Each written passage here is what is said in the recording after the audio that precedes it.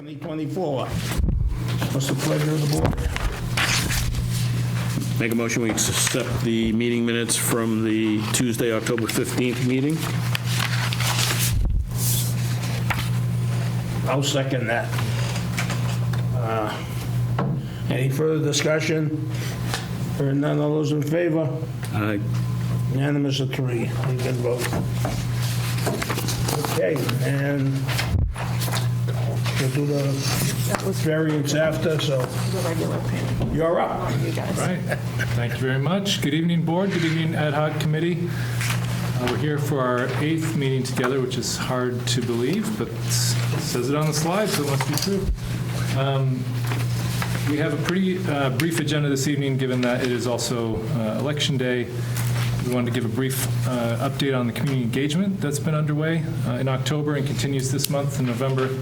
And then focus, joined by Sarah Scott, my colleague, to focus on cultural and historical resources tonight and do a deep dive on that topic. I think some of you have met Sarah before on town tours and such, but Sarah's a senior regional planner and historical preservation planner in our land use division, or land use department. All right, so I'll do the brief introduction, then Sarah will take it from there.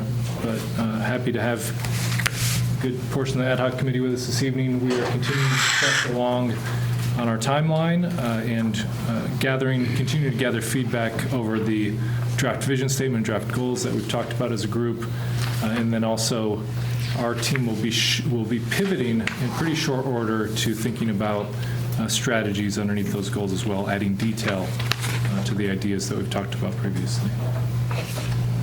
So we've been out in Milford a fair amount over the last few weeks, which is great, and had some good conversations.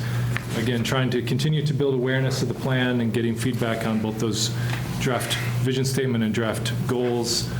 This is what we've been up to, so a fair amount in October. I'll just run through some of these events which we've hosted or been a part of. So our economic development planner, Camille Johnlin, did a walkthrough downtown with a Spanish-speaking member of the community as well, and talked with small businesses, sort of door-to-door and storefront to storefront. And that was a good way to get them involved, get some feedback. She took some notes that afternoon, which we'll integrate with our other notes from these other events. Courtney Lewis, my co-manager, was at the Adult English Second Language program at the high school back on the 15th, and was there with the MVP 2.0, and Elizabeth was there as well.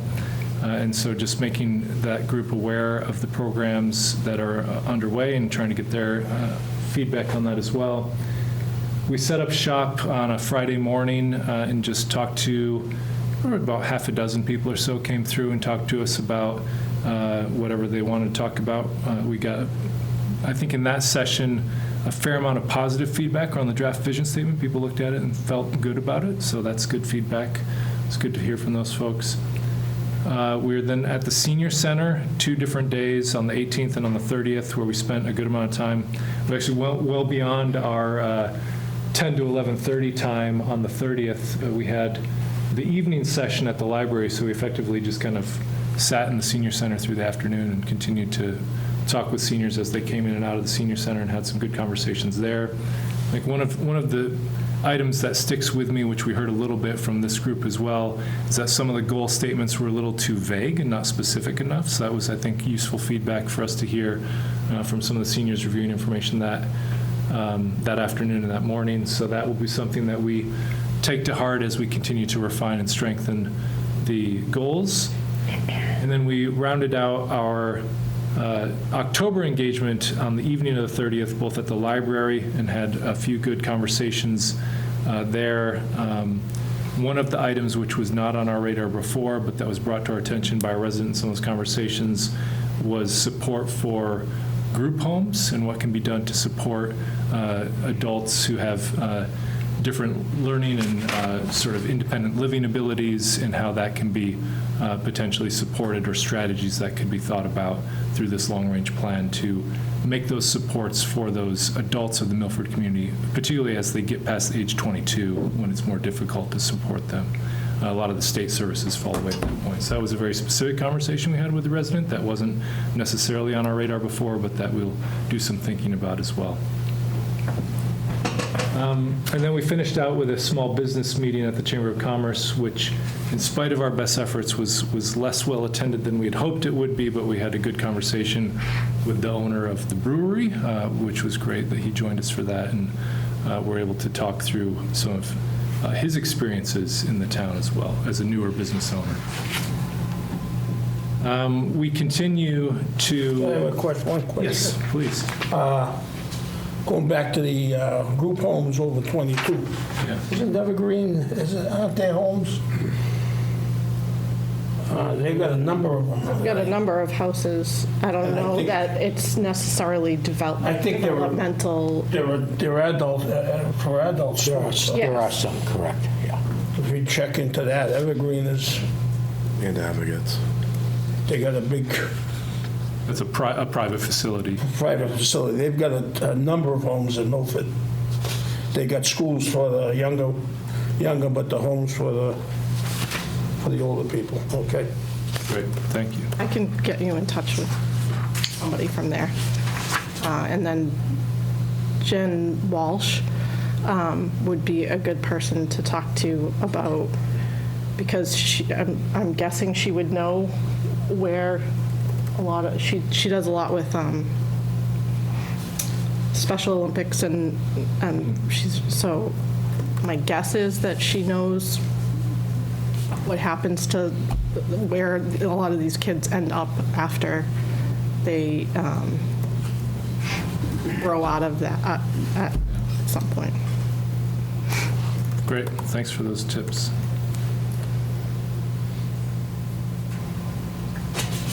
All right, so we're continuing to think about some of the feedback we received. These are some of the just bullet points that I grabbed out of the notes, which we still are compiling, the notes from these conversations, but you see some of these ideas here. We saw a fair amount which relates to our conversation around historical and cultural resources this evening, conversation around wanting to make downtown a center for cultural events and having that be more a center of cultural life in the town, which is an idea that we've talked about as a group as well. I mean, we continue to hear an awful lot about traffic congestion throughout the town, and so we'll be focusing with our transportation team on that.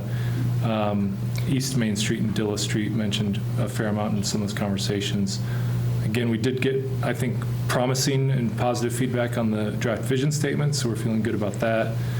And then continuing to see, one of the things we heard, which was interesting, another connection back to transportation, is that I think the bus service has started to run later than what it did previously, and there has been an observed uptick in evening ESL class attendance, and they think that those two might be related. That just started recently, but yes. Great.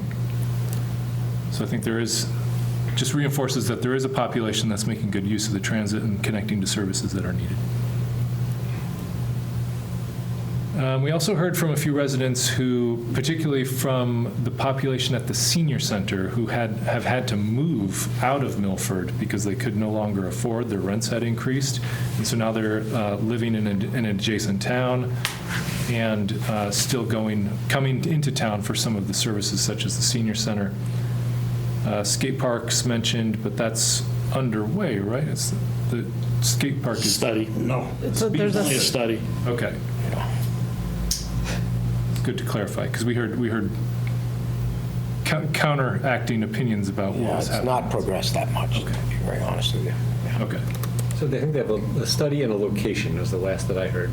Sound I'm not right? even aware of they it. have a location. Okay. Yeah. It's where I think They're it looking is. at drainage design already, so I would think they're a little further along than, Yeah. They probably don't have funding. correct. No funding. Correct. But they are in a design sort of Stage. stage. Great.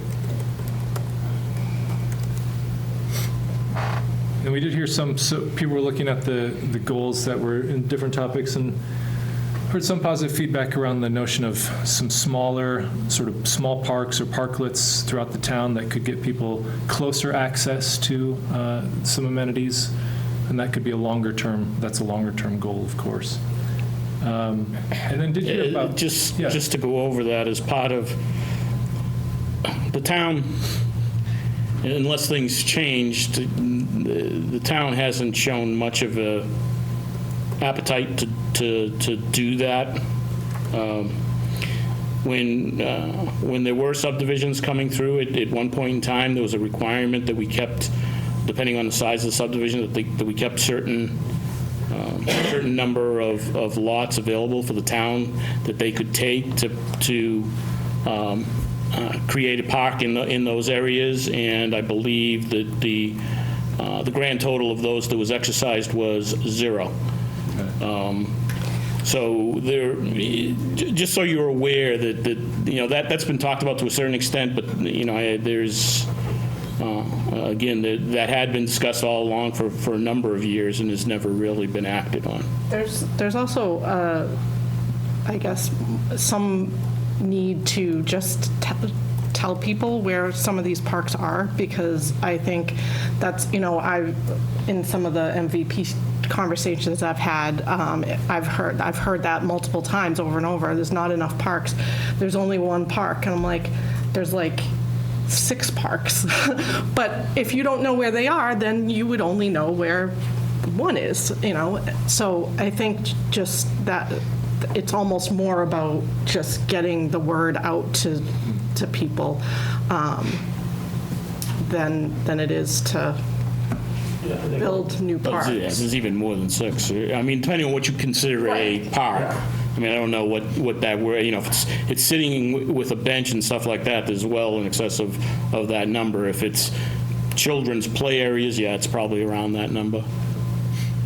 Yeah, I talked to the park department, and they're doing another playground at Bancroft Park now. We're looking at it. Okay. There's phases to these things. Depends on who you talk to, I guess. There's But and there is a number of playgrounds that, Memorial School's got like 2 or 3. well, and that's, if you, whether you count the ones at the school is another. Yeah, well, they're there. I agree, and those are the ones that I've Yeah, taken children to, so it's. We were, before that great word got to the parks, the liability, we used to put them in. We had groups, I put in like 5 of them. We helped build. But they were Now they really all won't at let you, schools. now they won't let you do it. They were really all at schools. Yes. Well, I did one at Luby Ave. So, people probably don't even know that one. It's just a comment when somebody puts that out there that, just understand the background, and also, I guess to me, again, it leads back to what are people considering as parks? An excellent point. Yeah. It sounds like our perspective doesn't jive with what you're hearing.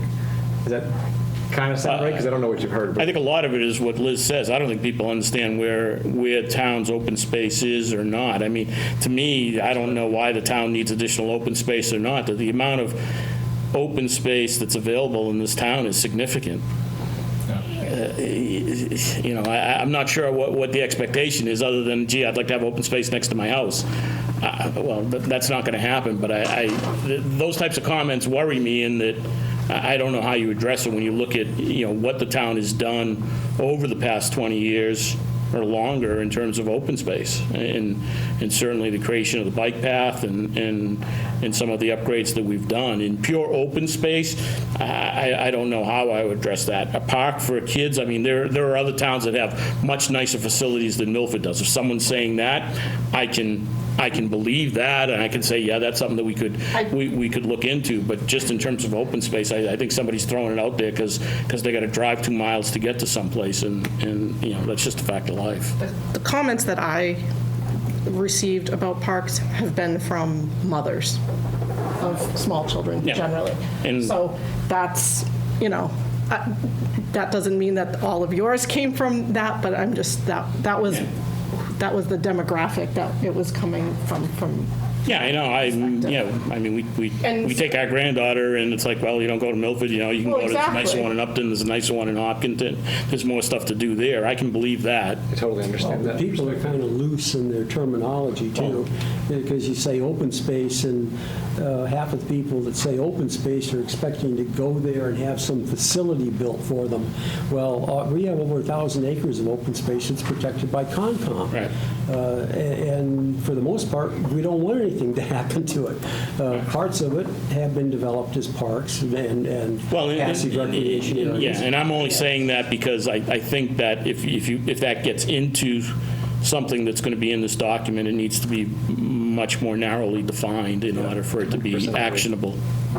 No, that's helpful context. We'll take a look at that as we drill down on those details. I think there's a way to connect all of these truths. Yep. The other thing that might be good to get some context on is we heard from some residents about the permitting and installation of solar panels, and that they found it difficult to do. I don't know if that's a... That's because they want to do something that they shouldn't do. You can go out and get a permit to put roof-mounted, small-scale solar. It's when they wanted to do ground-mounted in required yards or in wetland areas and front yard setbacks and things like, a few minor things like that that nobody else wants to do, and they find out, oh, well, I should have asked first. Well, but I'll offer a different perspective on it. I don't disagree with you, but I have 2 solar arrays on my house. I did one and then added another one because I had use for more. The process is a mess, but it's not, I can tell from experience, it's not entirely the town. Right, so there's a whole, if you look at that whole process, there's building inspectors, sure, the electrical inspectors, sure, but the grid has an awful lot to say about it too, and there's a lot of delays involved in the grid. Yeah. And it is a long process from that first signing the contract with your installer to actually turning it on, and in both cases, there was long periods of time when the panels are there and you're just not allowed to connect to the grid. And I think people, and I understand why, because I've done it twice, and the second time it made a little more sense. It is hard to figure out what all the delays are, so this is a complicated one, and it's not only in the town's purview, because we can't, I'm on the finance committee here for part of this, I'm not part of the planning board, but there's nothing that town hall can do around enabling grid connection, right? The grid is fairly rigid about that. Now, are there things in our side, in our side that we could do to lubricate it? Probably, but I would just suggest that it's probably, if you looked at the whole process, it's probably, 10% of it. There's a whole lot of other things that have to happen, Yeah, I don't think solar this is- salespeople are out in force, and they go into like Walden Woods or some other planned residential development that the planning board, in granting the special permit, has approved the architectural style of those buildings. You can't put solar on those without amending the special permit. Well, the salesmen don't care.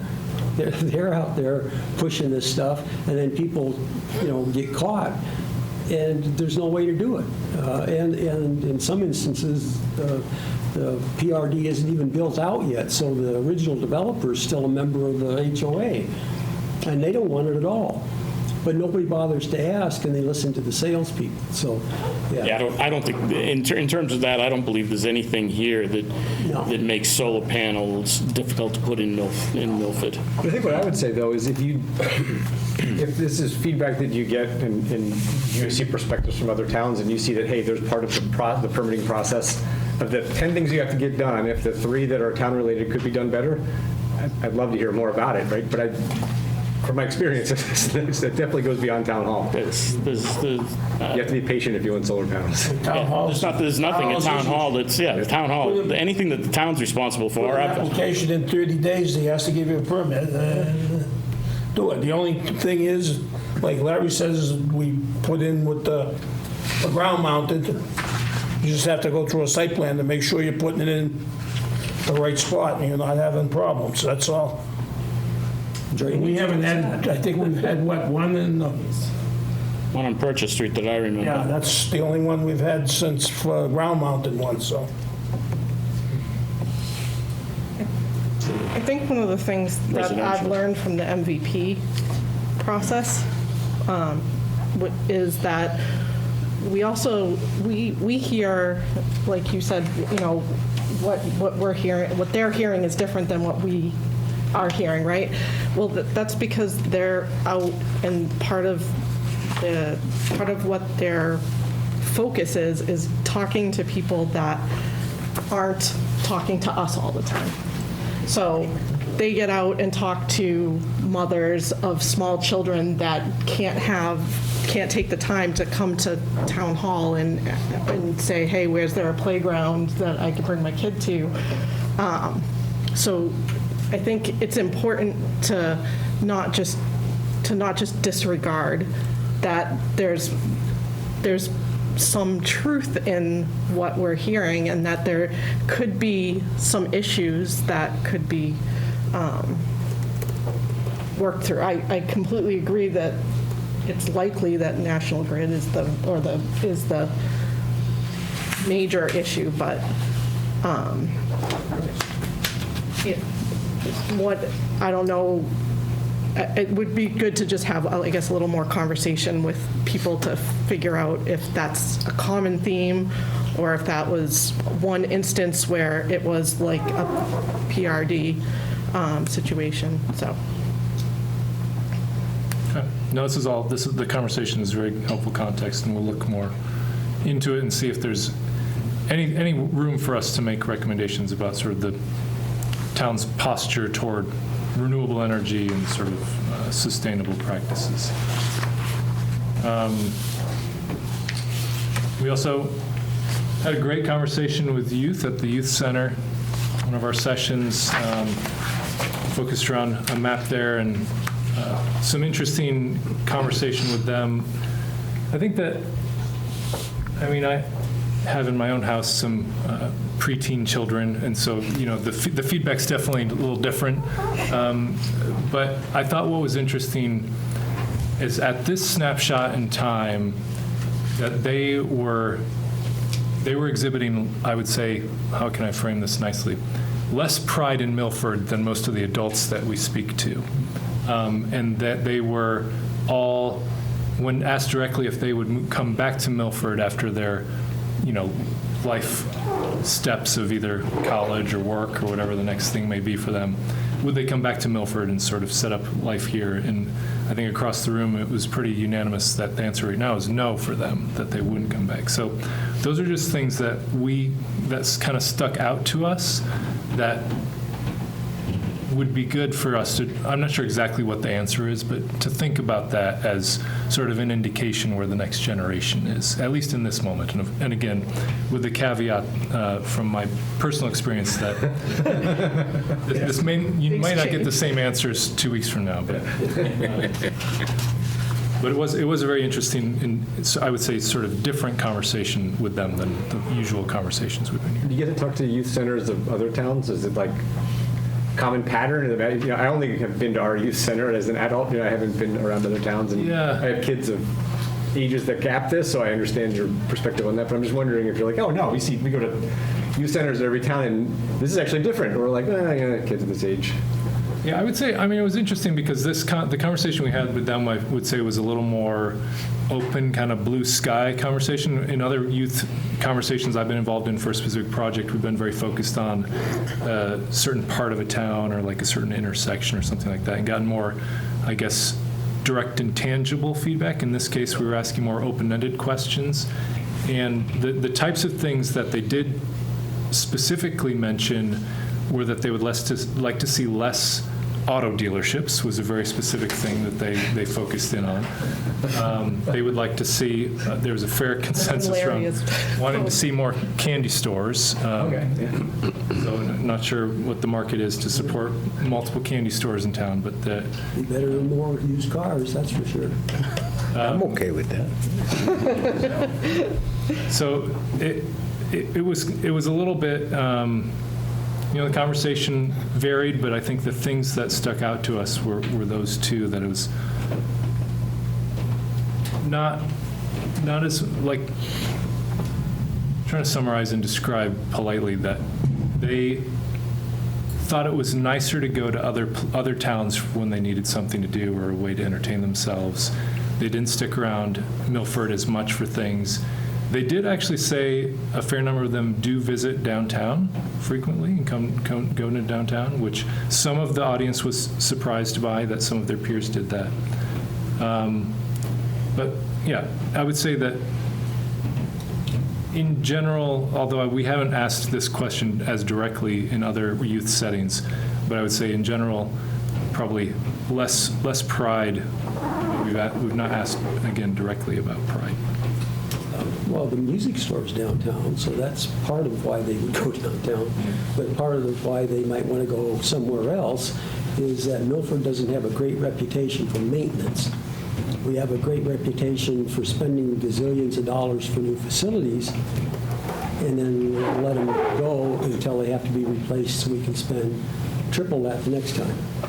I think it's all, And I that suspect gives- as a parent, though, I suspect some of what they're, at that age, they're not drawing lines between town things and commercial things, and they're imagining urban air and the trampoline park kind of places, or playgrounds, which would be more, I think your point of playgrounds is spot on, and you've made the same comment, because my youngest is now 8, so I'm kind of graduating out of that phase, but I know what it's like to look for playgrounds, and I know your point about different ones.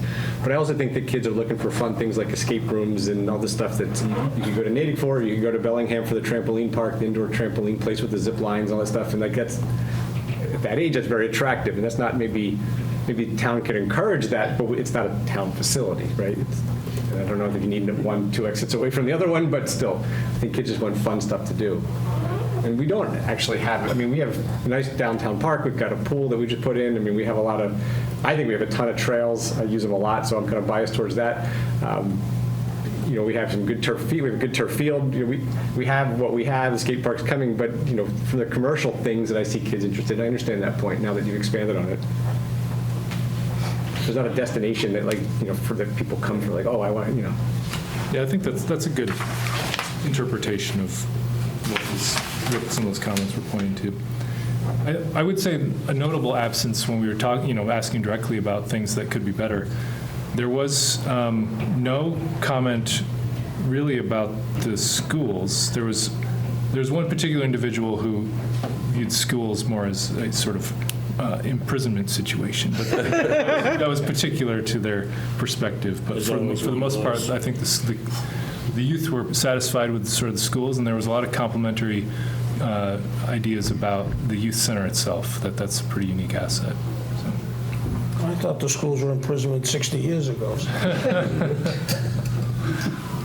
So it's always good to connect to the next generation in this way and hear fresh ideas from them.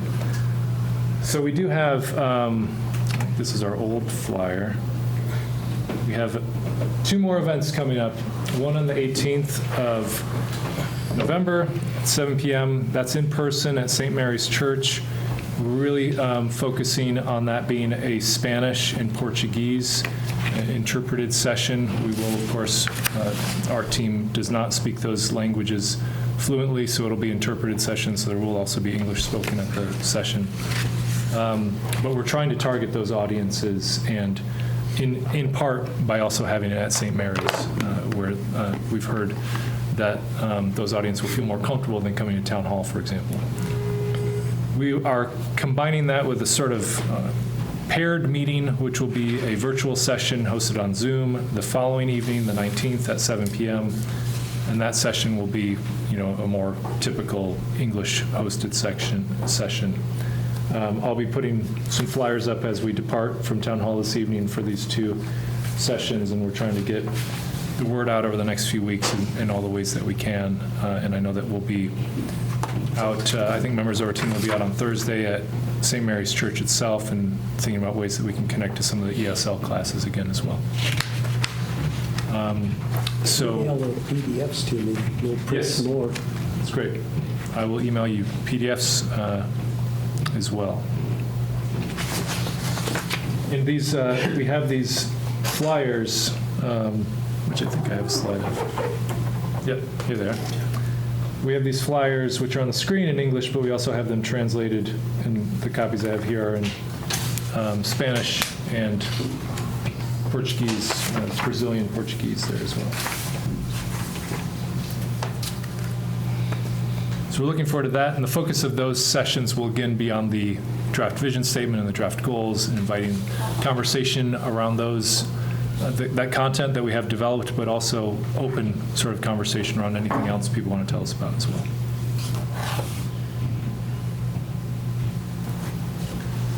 There is also a survey available. It's also now translated into Spanish and Portuguese as well. There's a drop-down tab at the front on the top of that survey where you can select the language of your choice, and people are invited to provide feedback through that mechanism as well on the draft content we have so far.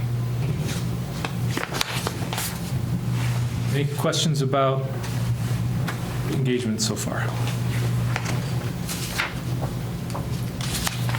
All right, so let's move along to historical and cultural resources, and Sarah will talk us through that. You want me to take it, or Would you like to? Sure. Laptop of honor. Hi, everyone. As Josh mentioned, my name is Sarah Scott, and I am a Senior Regional Land Use and Historic Preservation Planner at MAPC. I've been with MAPC for actually 2 years this week. It's my anniversary week. I have a master's in city planning with a concentration in land use planning, so zoning, comprehensive plans, things like that. And then I also have a master's in historic preservation with a focus on historic preservation planning. So it's been really interesting for me to be working on this topic for the Milford Plan, because I think that I've been able to see a lot of those connections between the history of Milford and also the growth and development of the town. I should also say that the girlfriend of one of my close friends grew up in Milford, and so she took me on a personal tour one weekend, which was really fun to be able to kind of see it from her perspective. And she has a lot of warm feelings towards Milford, so maybe it, skips a generation. We were also just reflecting on that conversation on our drive back after that evening. We were also reflecting that I don't think nostalgia for a place necessarily kicks in at that age yet. So that's fair. Oops. Good. Okay. So cultural and historical resources. This is similar to the other conversations that I know you've had with the different topic area leads, but covering a little bit of what we have learned, us on the team, talk a little bit about some of the draft goals specifically related to this topic area, and then leave some room for discussion.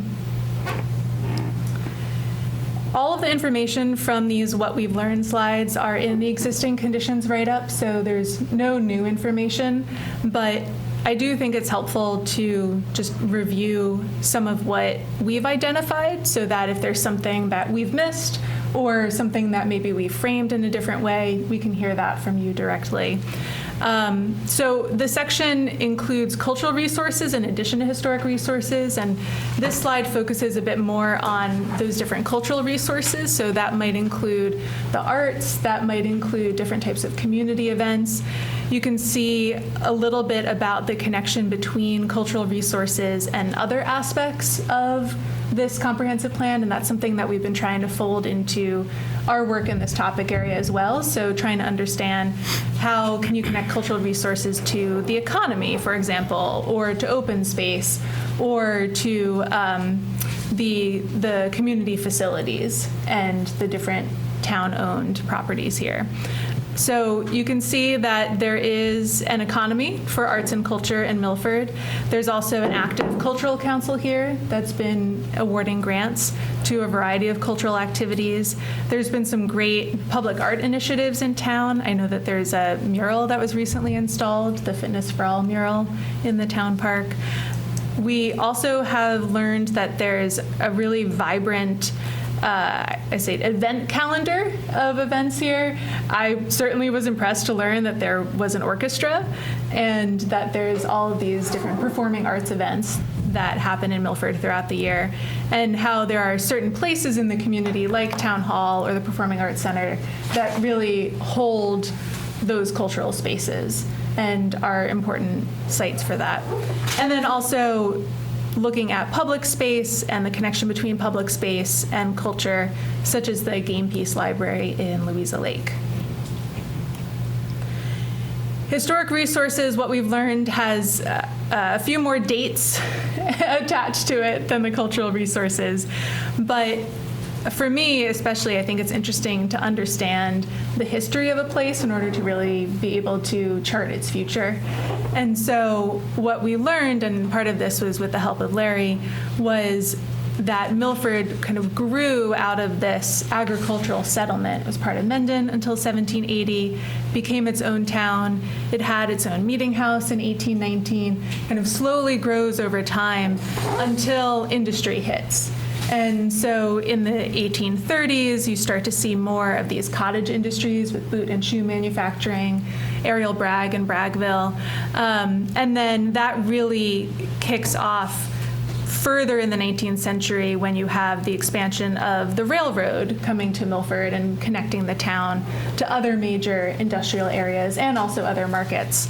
And then certainly in the 1860s when pink granite was discovered in Milford and how there was a booming granite industry that came after that and how that really defined the town and I think still defines the town to some extent, right? And certainly it's a heritage to be very proud of. What's interesting is that with this industrialization, Milford boomed dramatically. So between 1830 and 1870, the population increased from 1,360 people to 9,000 people.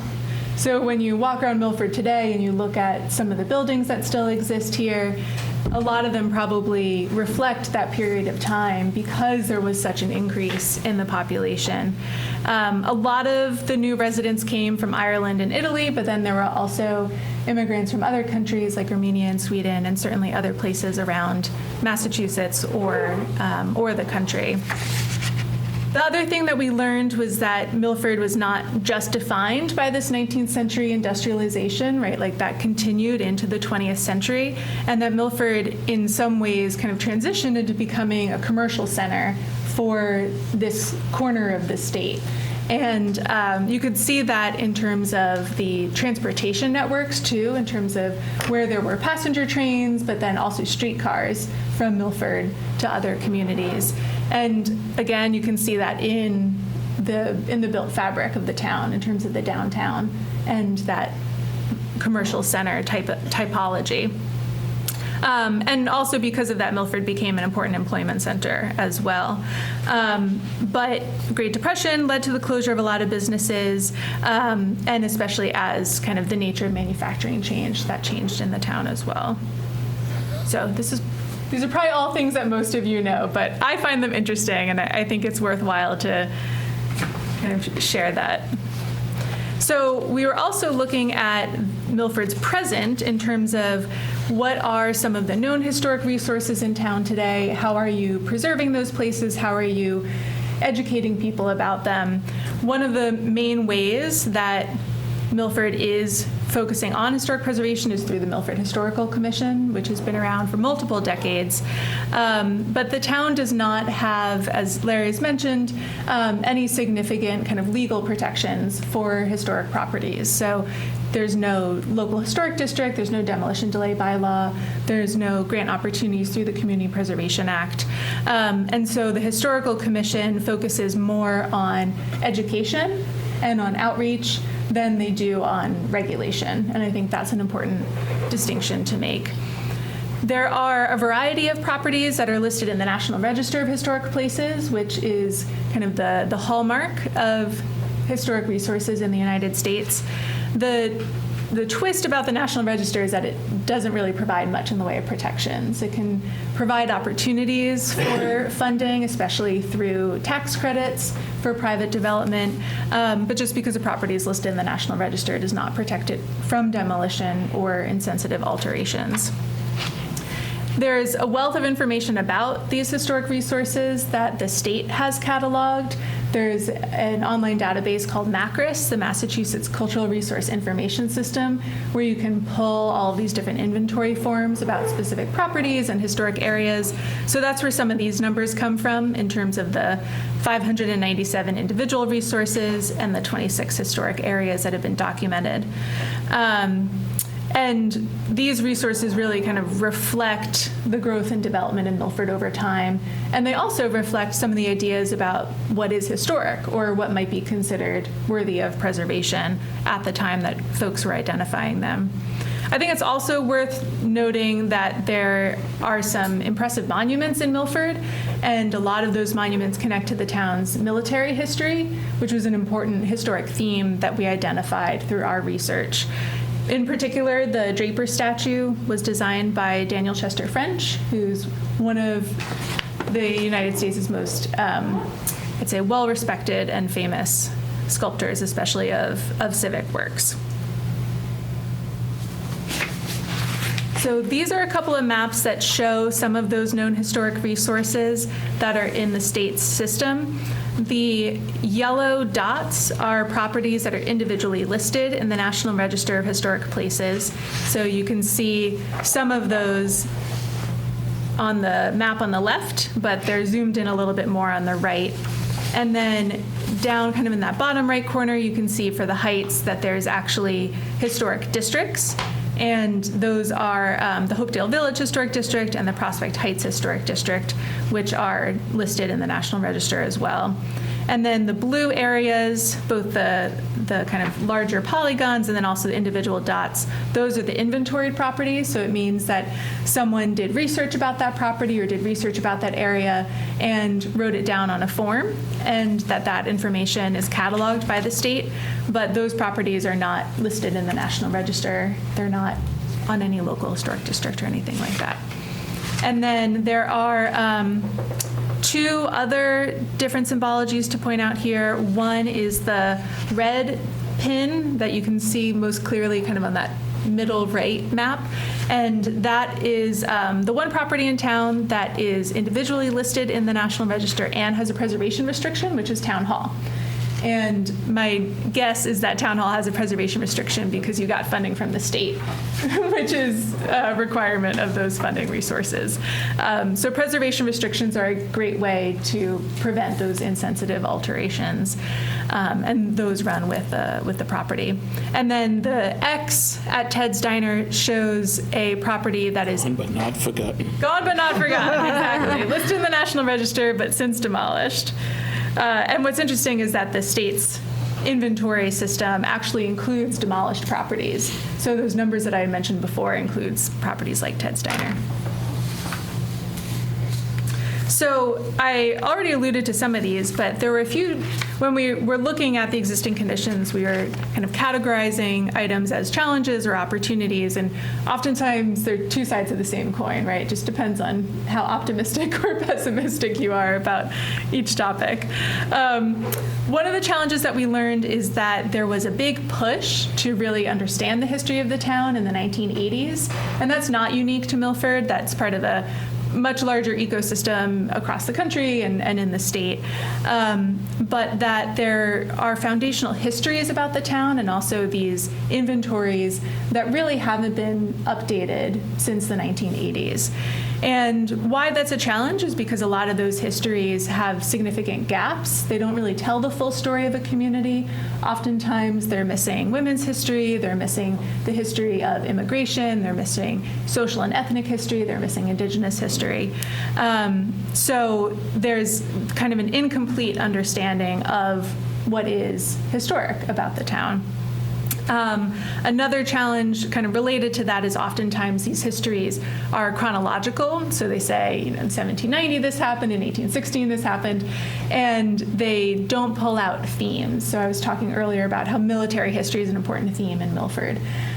So there's kind of a lack of being able to have that holistic understanding of these historical narratives and where Milford fits into them.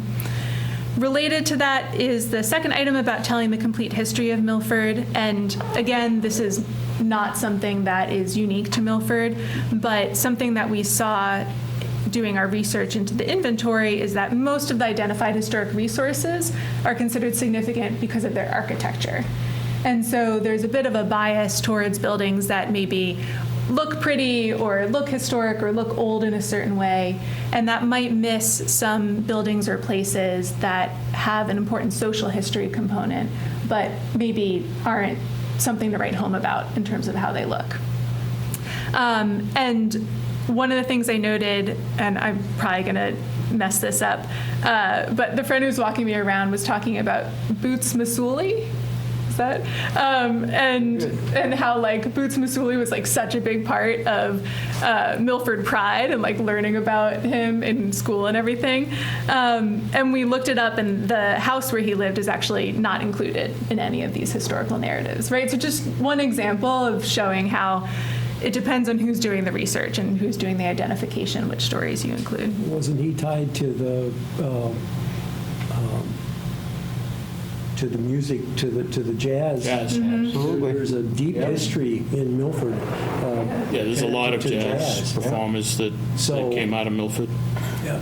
Boots was probably the most well-known, but there were a number of them that played with various orchestras, I went and Kenton Orchestra, and from musicians to my next door neighbor used to do all the mouthpieces, Oh, cool. all the trumpets and everything. And as a kid growing up, Dizzy Gillespie and all those would be going into his house. We lived on a dead end street in there, and we'd see all these. The music connection. All these musicians coming into That Milford. was as big a deal as the granite. yeah, Different. that was the Alcast mouthpiece. If you look it up, was used by numerous people, and then that business stayed for quite a while. Alcast the family used to make He made an oil. oil for trumpets. And The oil he trombones. made was the reason, like the Macy Day parade, when it was cold out, the saliva would freeze in the trumpets and all that in the mouth. And he made an oil to stop doing it. Interesting. What's the name of the business? Allcast? Alcast. Yeah, that's what they call the oil. Alcast. Fast. CASS. His last Okay. name was Cashinelli. Passionelli. An Irish name.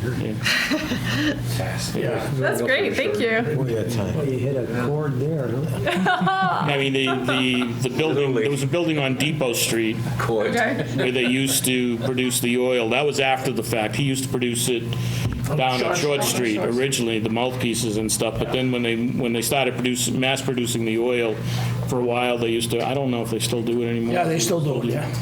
It's a building on Depot Street, across the right behind the BIK crane place, right at the corner, In fact, my Central brother, Street. one of my brothers got all the tooling at his garage, Oh, really? all the lathes and all that, Oh, yeah. neat. Well, he was right next door, and he needed more room to make the oil, and he wasn't making the mouthpieces. So he asked us to get rid of the stuff for him, so. Wow. There is a monument to Boots Masouli across from Sacred Heart Church. Yes. Yes. Yeah. And Calzone Park. we had, again, a number of musicians. Bob Varney was Bonnie, a drum instructor. Ziggy Minichello. Yeah, Ziggy, yeah. There was quite a few of them that played. Well, Leo Curra. Played in New York. They used to play in New York. He was a regularly and manager, stuff. not a player. Okay. Well, Anne LaMontagne has some reference material, some written reference material. So she's on the historical commission, so I Okay. probably already talked to her. And it still goes on. Milford's got one of the best musical, the school system. The musical part of the school system is fantastic. That's great. Well, thank you. I'm definitely interested in learning more about Allcast. That's really cool. The third item I already touched on a bit in terms of the lack of these kind of formal tools to promote historic preservation. The fourth one is just about the demolition and loss of historic resources. About 30% of the historic resources that were constructed prior to 1830, so some of the oldest known resources, have been demolished. And it also looks like there's fairly high rates of resources that are connected to manufacturing and industry and that aspect of the town's history. But the rate of demolition, I think, is not always necessarily reported.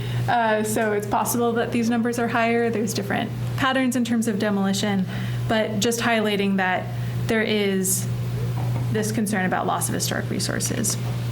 And then the last part is a little bit more focused on the cultural resources section in terms of some policies or barriers to access, especially for artists and for folks who are interested in integrating art into different public processes. One of the things we noted was just, for example, the sign bylaws, also looking at language access that can prevent folks from participating in the arts community.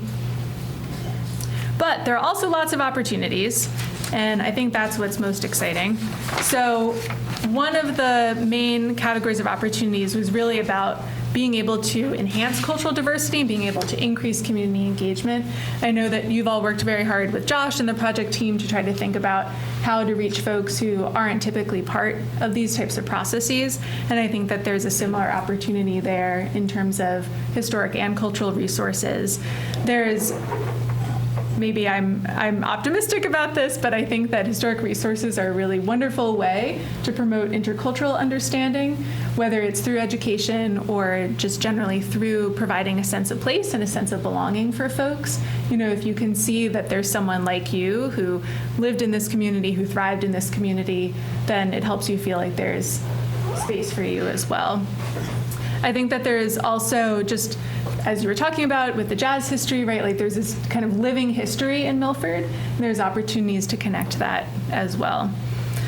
In terms of the inclusive preservation efforts, this is talking a little bit more about the idea of telling the full story, right? Being able to expand the inventory of historic resources, to categorize those different historic themes, and be able to incorporate more ethnic and social history, and also some recent history, right? There is an increase in especially Brazilian migration in the 1980s, and that's part of broader statewide trends, but also is very much an important part of Milford's recent history. And so how can that be integrated as well? And opportunities to really have historic preservation be included in other types of community planning. The last part is really just about seeing arts and culture as assets, so not necessarily a nice to have or an extra, but something that's really foundational to the work that the town's doing, whether that's including murals or opportunities for play in public spaces, but then also trying to develop new programs and have new partnerships with different groups like artists and schools and cultural organizations. And especially with that last part, thinking about how the arts and culture and history and heritage can contribute to some of these other broader town goals like economic development or safe and affordable housing. I don't know if you've noticed, I know you spend lots of time reading through the local zoning bylaw, so to help you go to sleep at night. That's what I do. We recently, a couple of years ago, amended the bylaw to exempt murals in the downtown CA zone or certain areas downtown so they could be placed on the sides or backs of buildings that don't directly front the street, as long as they meet standards that the Cultural Council would review. So it's not a direct zoning regulation because you can't do that with zoning. So the exempting of them in the zoning bylaw in effect set up that other process of review. So the selectmen would approve it, the Cultural Council would approve it. And so if it meets all those requirements, then a mural could be considered exempt. So you don't need to mess with whatever else was in the zoning bylaw. So That's great. Always good to give you credit when we're doing these plans about things that you're doing well. it doesn't happen very often. So in terms of the draft goals, again, this is nothing new. These are the goals that you've seen before. But just wanted to provide a little bit more description about what we're thinking that they mean and to hear from you about what you would like them to focus on. So the first goal is about strengthening the understanding and documentation of historic resources and themes. This could happen in a few different ways. One is to do a survey master plan to try to identify the strategy for how you might want to go about updating some of those forms and some of that research about where your historic resources are. Another option is to do a thematic context study. So you could look at, for example, the history of music or military history or the granite industry, and be able to provide more information through research about why that aspect of Milford's history is important, and then that helps connect you to some of these other specific historic resources. And then certainly opportunities for public programming for education.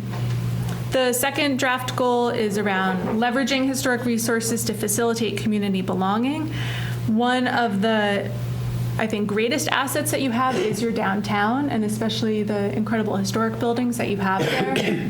One thing that you could do is you could consider supporting listing the downtown in the National Register, and that would make those property owners eligible for historic tax credits from the state and from the federal government, which would help finance rehabilitation projects in the downtown. Similarly, if the downtown was listed in the National Register, for any town-owned properties, you could apply for state grant funding to help support rehabilitation projects. I think other ways to leverage historic resources can include commemoration. So if there are particular anniversaries of important events or people's lives, being able to connect that to historic resources and to art as well. In terms of integrating preservation into zoning and regulations, Larry was talking about this with us a bit before the meeting started. But one of the things that we've noticed in some of the communities that we've worked in is that zoning in a lot of places really hasn't been systematically updated since the 1960s. And so the zoning code is reflecting an idea of what development should look like from many decades ago. And in a lot of cases, that zoning is out of context and out of character with the historic development of a place. And so even though you cannot regulate preservation per se in zoning, there are opportunities to better align the zoning bylaw to support preservation goals by making it less attractive to demolish properties in particular, and making it easier for folks to stay in their properties through small additions or things like that. Another way to integrate preservation into the kind of more regulatory aspect of the town's work is to involve the Historical Commission more. Even though they don't have an explicit regulatory function, they are in many ways the kind of public board that is the keeper of the town's history. In terms of promoting equitable access to cultural assets, that's really in alignment with some of the other goals of the plan in terms of thinking about language access, thinking about promoting a sense of belonging, and then also trying to have a diversity of resources that are protected so that folks can feel that same type of pride and sense of belonging. In terms of preserving and celebrating cultural diversity, that could include different types of cultural events and festivals. That could be looking at more recent history, so not just looking at history from 100 or 150 years ago, but even from maybe 20 or 30 years ago, recognizing that the town has changed. In terms of strategically integrating arts and culture into public spaces, that could be like what Larry was talking about with exempting murals from zoning. That could be looking at opportunities with any type of town investment to think about, is there an opportunity to have art as part of this process? Can we use art either to maybe kind of facilitate a process, help people understand what the conversation is about, or kind of work through goals and priorities, or maybe art is kind of the end goal in terms of some type of sculpture or exhibit. And also being able to support the artists that are contributing to this art. And then lastly, one of the goals that we had identified was about sustaining and expanding community events. It sounds like that's a critical part of the culture here in Milford. And so finding ways to continue to support events like Celebrate Milford or the 4th of July festivities, and especially trying to think about where there are opportunities maybe to partner with local businesses or involve youth to really make those events well attended and diverse. So, very curious to hear a little bit more from all of you. I put some of these prompts up, but you're also welcome to just kind of share anything that's come to mind. You could share something that you've learned from the information that I just presented on. You could point us in the direction of ideas that should be part of the long-term vision and the goals, especially for historic and cultural resources. And you can also share any specific strategies that you'd like us to include that you think would help accomplish these goals.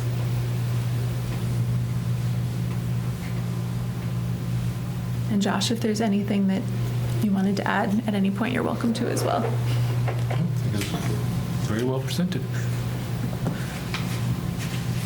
Is there anything that I shared that you hadn't known in terms of Milford's history? The problem, not in terms of the history, I mean, I think part of the problem is that the stuff that you're talking about, to me, there needs to be a champion in order for any of these things to move through. I mean, I think about some of the stuff we've had, the town used to have, Joe's obviously was part of it being Portuguese, the Portuguese picnic in the summer.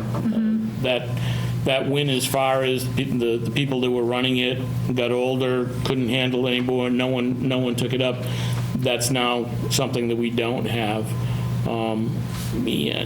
I've heard that Celebrate Milford may not be coming back. They were gone this year because of the things up at the park, and I've heard that may not happen again because there's no champion to keep these things going on. So, some of the stuff that you've put out there are great, but not, unless there's a way of developing champions to move these things forward, it's going to be very tough to do a lot of these things or to do any of these things. I think part of the history stuff, did you talk to the town historic committee, effectively Ann more than anybody at this point, but a lot of the things that you have, I'd be surprised that she doesn't have some level of information available already.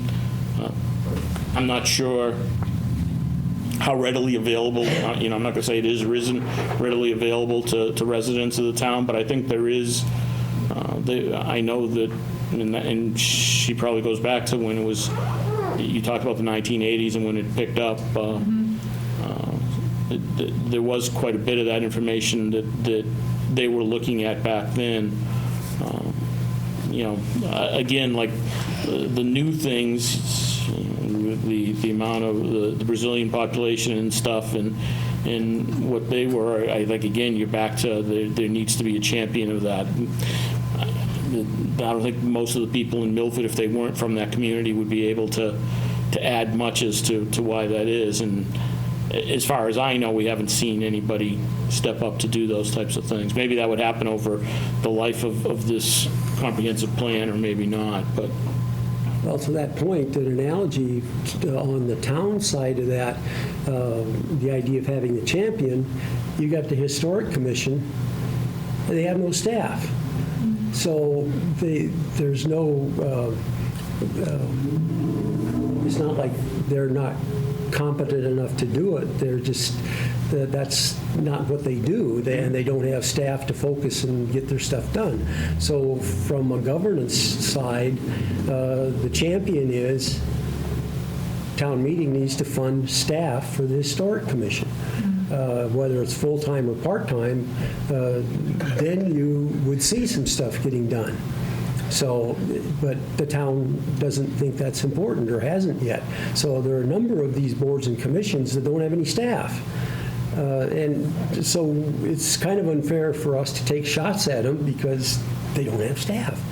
So anyway, speaking of champions. Well, what Joe brought up about the new immigrants coming, they're starting off, they're in the parade.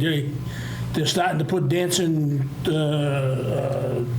groups in the parade we have on the 4th of July and Christmas parade.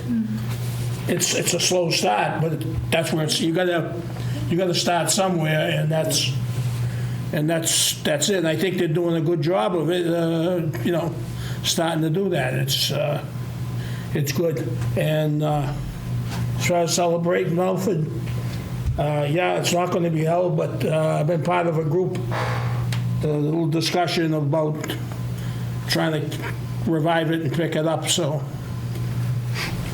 hopefully we can do something like that. But that takes many people Yeah. getting together. Yeah.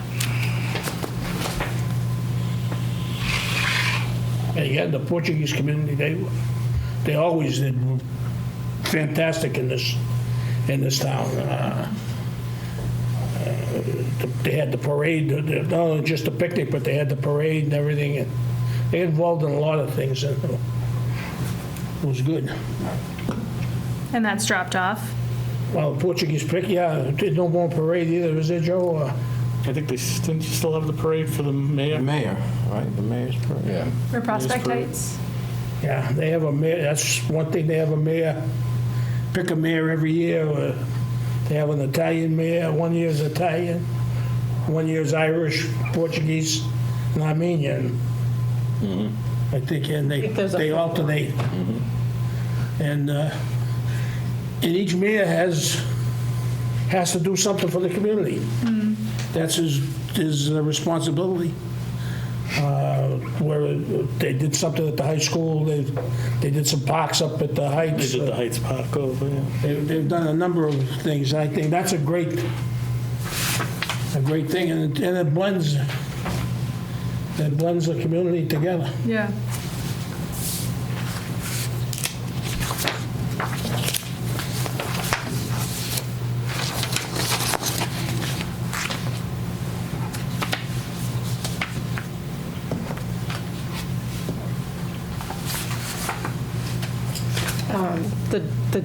I think there's likely some connection to these things falling off and the generational, like, I know when I went to college, I went from a little town and I went to near the big city, and I thought Milford was like the greatest place on earth, and everybody that I was around was like, how can you, like, I don't get it. How can you possibly love this place so much? But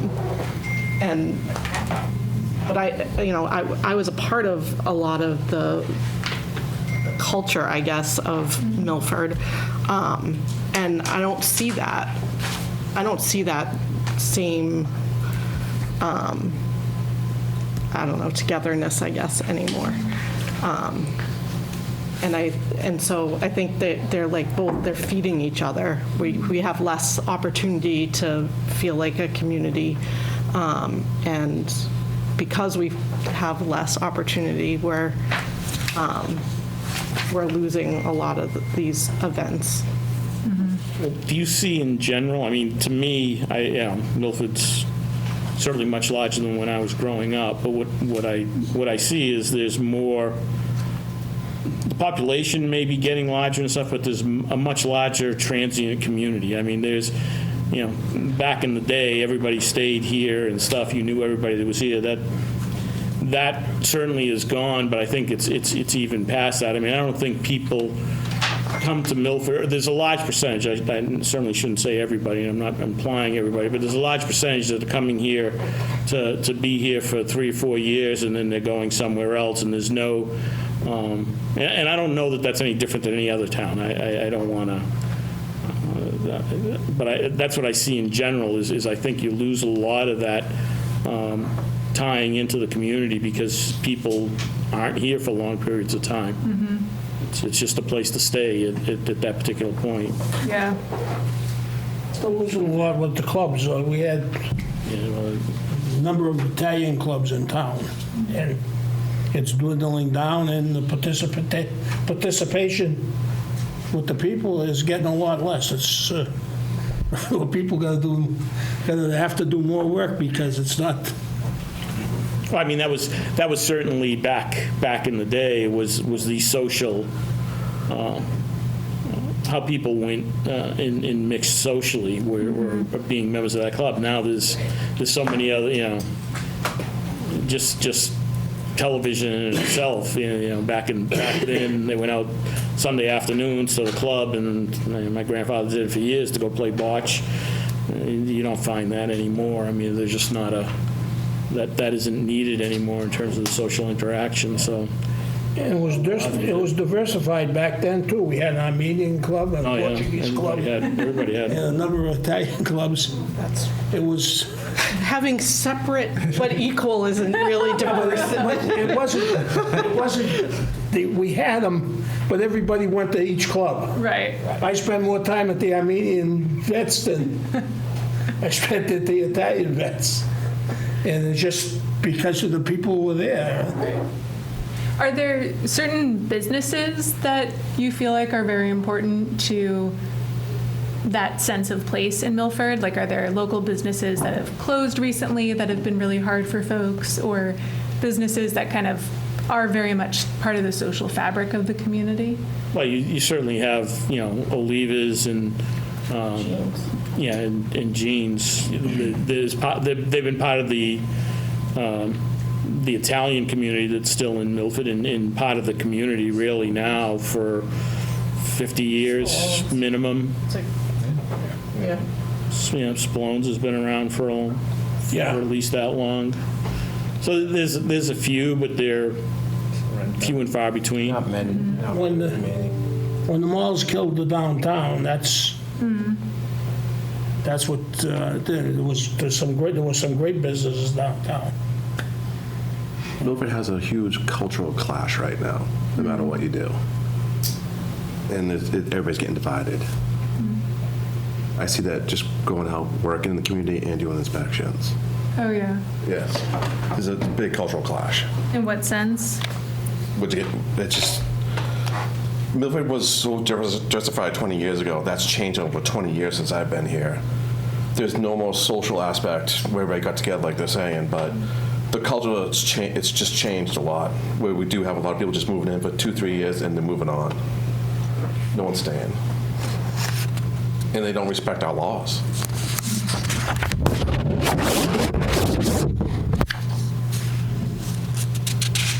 But even the people that moved in, and all during the 80s, when we were building houses faster than we could do. Right.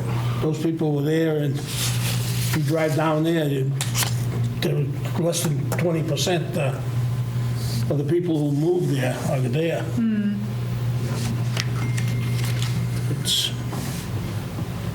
They just don't. Yeah. They just don't latch on to the community as doing it with. Right. Right, which is, I forget who said it, but someone was kind of talking about this catch-22, right? Where, like, you don't have the things to latch onto, it's hard to latch onto it. But then if you don't have folks who are latching onto it, then it's hard to have those types of touch points and community events. I'm curious if there are specific strategies that you think would be important for us to consider. I know I mentioned a few just kind of briefly, and I also know that some of these topic areas can get pretty technical, but if there are specific things that you'd like to see us look into, or if there have been conversations about adopting CPA or having downtown listed in the National Register that have come up and they failed, or different things like that, that would be helpful to know. Are you aware of that ever coming up? No, not in the 12 years that I've been here. Isn't interested in CPA. I tried to get people interested. I've been here 20, how many years? Longer than me, Larry. It's just, those aren't things that the town is interested in. I like your theme. I kind of interested in theme strategies. Maybe individuals in Milford who have contributed. I can think of a few here and there. Maybe there you might get more interest from whatever the particular theme is that people might have an interest in. That is something that intrigued me that you mentioned. And then maybe important individuals in Milford that have come through, that have made contributions. No, but that intrigued me when you mentioned that. Maybe you can generate some interest there. The population is older. I know my son's almost 40, and it's not that he didn't like Milford, but that generation, I think, was looking for more than coming back to Milford and staying in Milford. Unless you were going to be a teacher or working in some of the other businesses here, the young people, again, I say young, my son's almost 40, he couldn't wait. Not that he didn't like Milford, but he wanted different and bigger things. He's still in the area, but not in Milford. They go away to school, like Liz said, you see a bigger world, and it opens up. Well, the dynamic changed of, with cars and stuff. I mean, it became more of a bedroom community as opposed to in the day it was you either worked at Draper's, you know, depending on how far back you go, you worked at the quarries, you worked at Drapers, or you worked at the shoe shops or the hat shops, and General they all, Motors. and some moved to General Motors, which was 2 towns away. But there was that type of industry around here that kept people here. Now it's, you know, it becomes somewhat of a bedroom community for a lot of people, and are there better locations for bedroom communities for where they're working or not? You know, you pointed out, and we're lucky because some of those people are the ones that have stayed. We do have a decent amount of industrial base, if we don't lose them to 40Bs. We don't have any more. That you know, do keep some people here, which is good, which I think that those tend to keep those people that are working at those industries here for longer periods of time. I know people that have worked at Waters for a number of years, and they're certainly one of the larger employees here, so that has certainly helped us not be a total bedroom community, and that's somewhat important Yeah. in terms of trying to develop the stuff that we're talking about tonight specifically.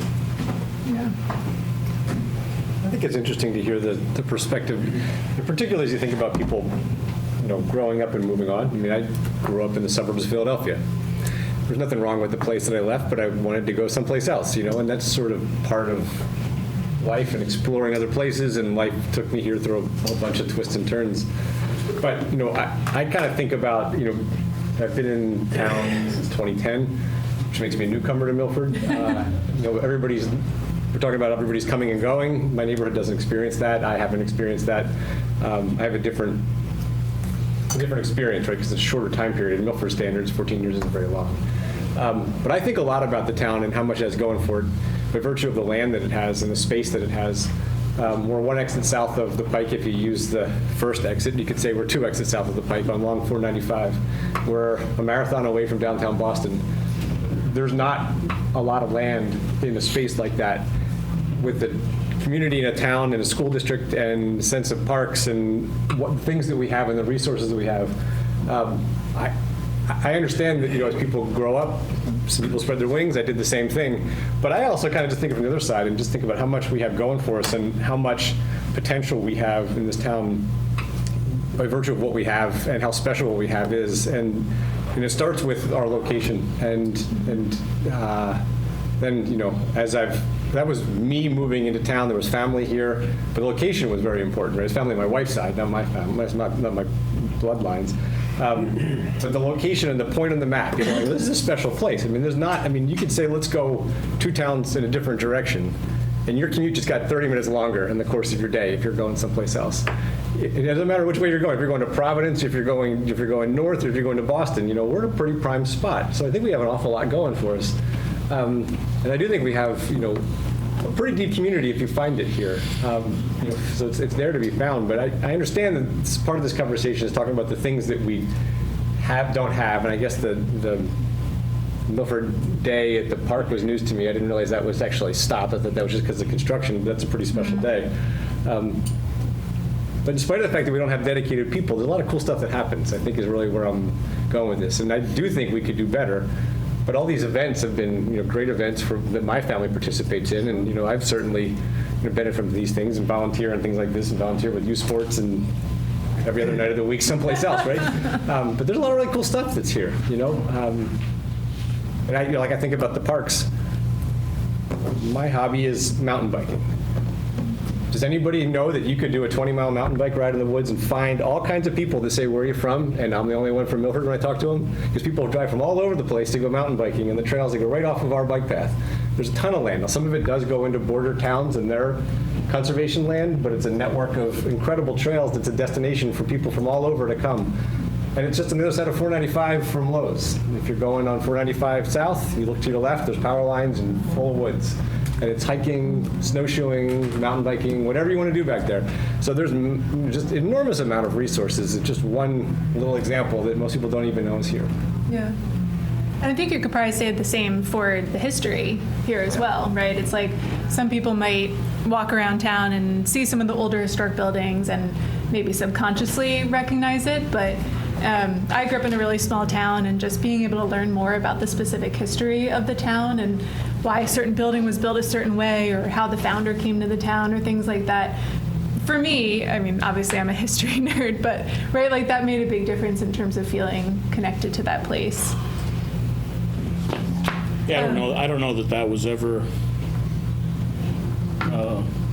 something that the town focused on. I mean, I've lived here all my life, and I still learn things about the town, you know, that depending on where I'm going and what I happen to pick up. I mean, you know, take yoga classes at Memorial Hall, and you're walking up the stairs and reading names and stuff, and it's amazing some of the stuff and that used to be our town library. I mean, I used to go in that building all the time, and you just never realize what just the building itself and what went into the building and why it's there. Yeah, it's an incredible building. The military, we got a lot of monuments, but we don't have too much military history. We've had a lieutenant general from this town. He was shot down in Vietnam, but didn't. He evaded capture and pulled his way out. We have a general in town right now that come from the town that's in charge of thing, and we just don't. We've got the monuments, we just don't have the military history of the people who came from this town. I feel like there was something I had read Washington's about. adjutant general was from Milford. Huh? Washington's Scamell was from Milford. I believe he was Washington's adjutant during the Revolutionary War. Oh, He was born. Yeah, he was born in Milford. There's Again, being part of Milford, of course, I was born in Milford, but, yeah. well, actually, I was born in Medway. Come to think of it. Well, it used to be. And they were chasing down my birth certificate one day, and they said, Was that before the boundaries you're changed? not here. But I've gone. I've lived in other towns, gone over and lived but I come back.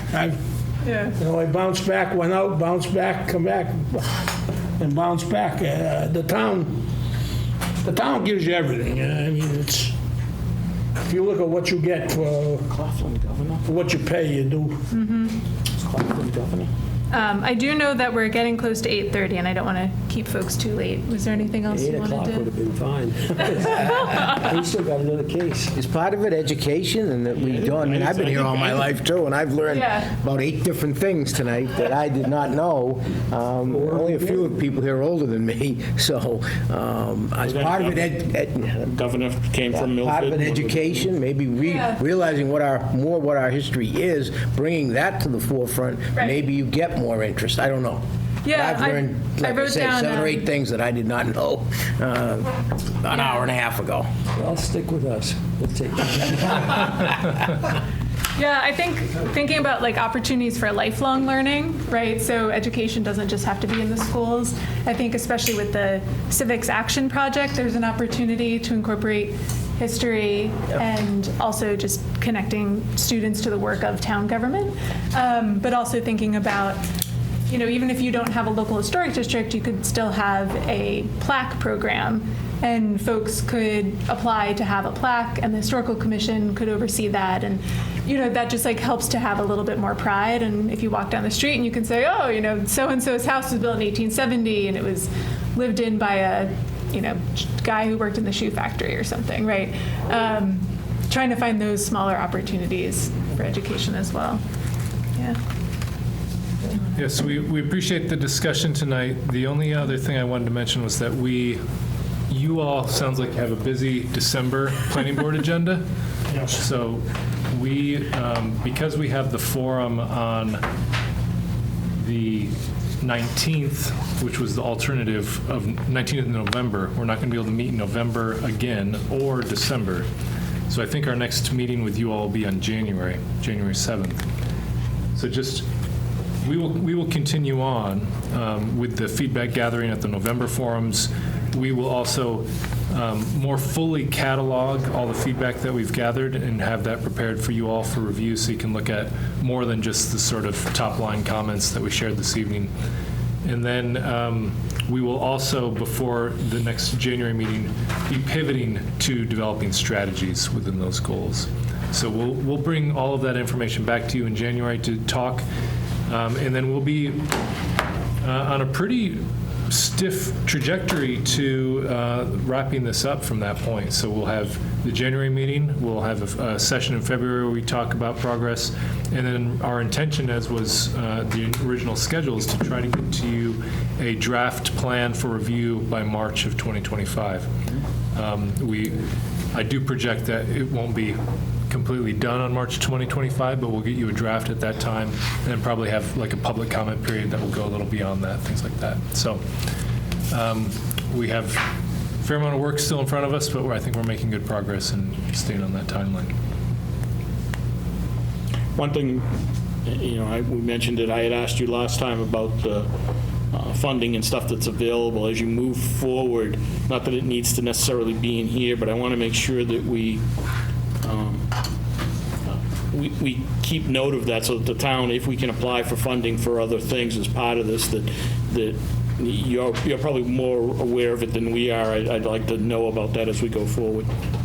Yeah, that is, Larry and I actually are talking about an OSRP for the town, Open Space and Recreation Plan, which has been a desire of the town, we've heard, even as we started this process back a year ago.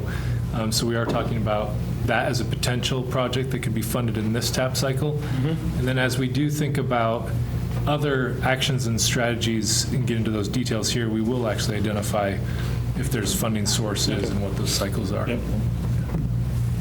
Yeah, I think the open space and recreation plan's on Concom's agenda for an additional discussion. For next week. Upcoming meeting, so. And, yeah, we'll talk more about that. Sounds good. Well, thank you all for taking the time this evening. Thanks. Thank you. Nice presentation. Thanks,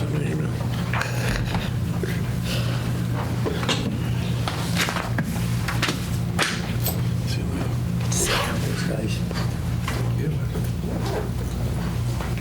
All right, moving right along. You want to do agenda item? Okay, we got Hold a on. variance here. 96 Bircher Street. Larry, you want to read your... The applicant requests a variance and/or special permit to allow for a 24 by 36 two-story addition to the north side of the existing single-family dwelling on the subject property. As Dave said, at 96 Bircher Street, map 34, lot 26, lot 14, in an RB zone. The existing lot is substandard as to area, and the existing house already encroaches into the front yard setback, hence the special permit application. Also, the proposed addition will create a new additional encroachment into the required front yard, hence the variance application. The second floor portion of the proposed addition will accommodate the remodeling and expansion of the existing bedrooms and bathrooms within the single-family dwelling. 864 square feet of the first floor portion of the proposed addition would accommodate a dwelling unit accessory to the existing single-family dwelling should a site plan subsequently be approved by the planning board. The house was built in the early 1900s. Subsequent zoning bylaw changes over the years have resulted in both the setback and lot sizes becoming non-conforming. So I recommend a favorable report before to the ZBA. They're hoping to come back, obviously, for site plan review under the ADU amendment that town meeting approved. A lot of the verbiage in their various applications are talking more about that than the placement issues. So the use really isn't quite the focus for the ZBA. It will be the focus for you on the site plan review later if they get the variance. Any kind of an addition to this building would have needed a special permit, and this particular configuration, where it's creating a new encroachment in their front yard, is what's triggering the variance. So irrespective of whether there's an ADU in there or not, they would need to get the special permit and the variance. So I recommend a favorable report. Any comments from the board? No.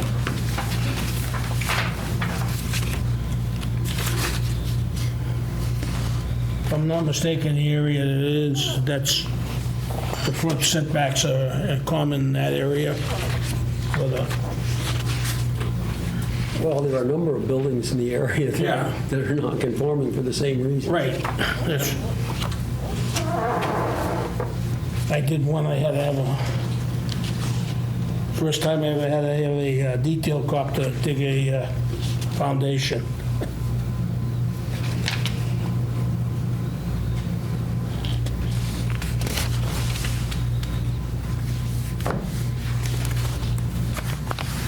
Which one's the corner street on this one? It's backed up to Galvin? Is that what's behind it?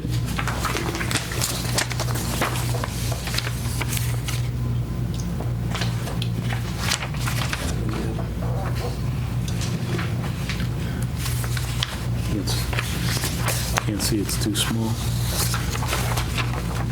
Yeah, the street was originally going to go through. Right. It didn't, Yep. and then Why would we do that? Okay, yeah. that's why there's a rounding. Yeah. But as it turns out, the encroachment isn't there anyway. Yep. It was Yeah, the other side. That's probably no worse than any of the others. Make a motion, we send a favorable to the ZBA. I'll second that. We'll move to the second, we send a favorable recommendation to the ZBA. Any further discussion? Hearing none, all those in favor? Aye. Opposed? Unanimous of 3. Alrighty then. Look at that, 8:30. Quick, somebody make a motion. Motion to adjourn. Second. Moved and seconded, that we adjourn. Any discussion? Hearing none. All those in favor? Aye. Opposed? Unanimous of 3. Good night.